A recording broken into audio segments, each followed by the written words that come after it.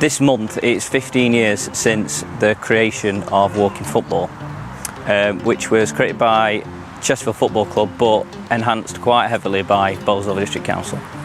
So John Croot of Chesterfield, he got some funding, I think about £10,000 to do some work with over 50s, getting them active, getting them socialising again. He then came up with the concept walking football. The story started really in the sort of late 2008, really, around then, 2009, 2010. We'd just moved to our new stadium, or we moved in 2010, and we'd formed the Chesterfield FC Community Trust and registered it as a charity, and looking for funding bids and working with partner organisations. And the EFL Trust at that time had a funding opportunity for 35 chunks of £10,000 for the 72 EFL clubs, so clubs had to bid into the process. I bid into that initial first process, and we were fortunate enough to get the £10,000. It was to work with over 60-year-olds. It was about fighting loneliness, getting older people active, and they mentioned things like chair-based exercise, and it could even be sort of afternoon tea dances, anything for older people. But coming back from Salford that day, I was sort of in my car, and I thought, well, football is what we're about. Football gets the numbers. How can we make football accessible for older people? So I thought, well, what's the barrier to football? I thought, well, actually running, so what about if we do walking? So I smiled to myself a bit and thought, oh no, that'll never work. Then a few miles down the road, I thought, actually, perhaps it could if everybody walked. So John came to the Bolsover District Council. He asked if we could support. We said yes. We saw the benefits of it, because this is something that we could and did bring into the district. And within that 3-4 months period, we pretty much came up with a core set of rules which would work.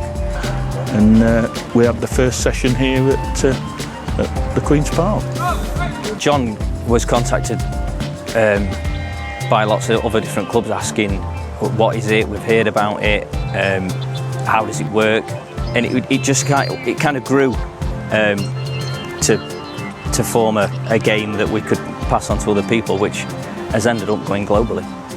Oh, it's incredible. I mean, only this morning I've been contacted by a group in New South Wales. I get it regularly, as you say, Argentina, Malaysia last week, Singapore, Sweden, Europe, France. I did a presentation around its development in Malta last week. But no, it all started from 2 or 3 people playing it here, and then we very quickly, when we got the fund, we invited local councils to join in, and Bolsover District Council embraced it, really got on board with it, and we got great outcomes.